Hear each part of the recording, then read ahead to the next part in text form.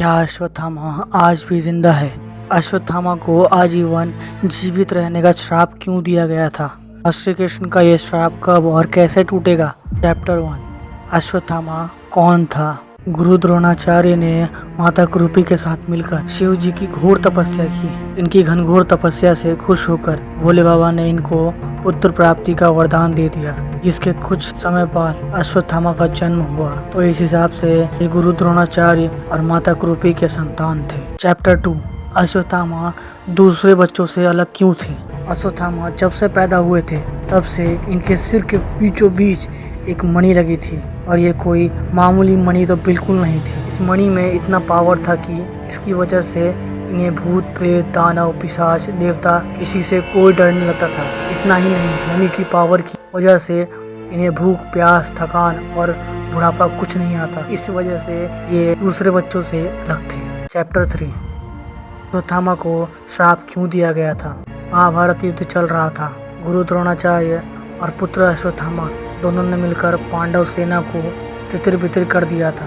पांडवों की सेना की पराजय देखकर श्री कृष्ण ने युधिष्ठिर को कूटनीति अपनाने की सलाह दी, और ये अफवाह फैला दी गई कि अश्वत्थामा मारा गया। जब ये खबर सेना में फैल गई तो ये खबर गुरु द्रोणाचार्य ने भी सुनी। उन्होंने अपने हथियार रख दिए। द्रोणाचार्य के वियोग करते हुए देखकर द्रौपदी के भाई धृष्टद्युम्न ने गुरु द्रोणाचार्य का वध कर दिया।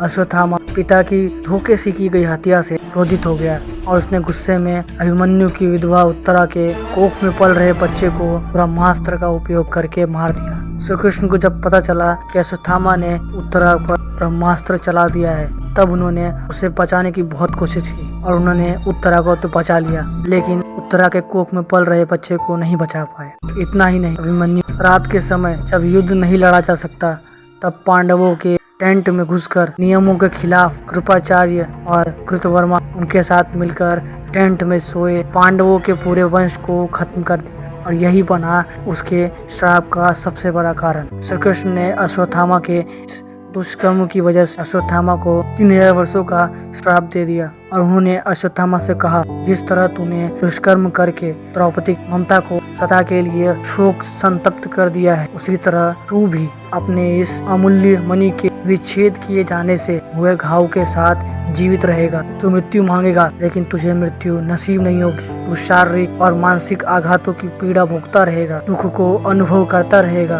तूने दूसरों को जो दिए हैं वो दुख अब तू भी भोगेगा। इसके बाद ही अश्वत्थामा को कोढ़ रोग हो गया। चैप्टर 5। श्राप से मुक्ति। आप में से कई लोग कहते हैं कि अश्वत्थामा आज भी जिंदा है। सभी का कहना है कि अश्वत्थामा को आज भी कई जगहों पर देखा गया है। वो कलयुग के अंत तक रहेगा। यही श्राप उसको श्री कृष्ण से मिला था, लेकिन सच्चाई कुछ और ही है। पवित्र स्कंद पुराण के हिसाब से अश्वत्थामा ने श्री वेद व्यास की सलाह के हिसाब से महाभारत के बाद कई सौ वर्षों तक भगवान शिव की तपस्या की, और शिव जी ने उसकी तपस्या से खुश होकर उसे इस श्राप से मुक्त कर दिया। लेकिन उसको श्राप से मुक्ति मिलने के बाद भी वो अमर है।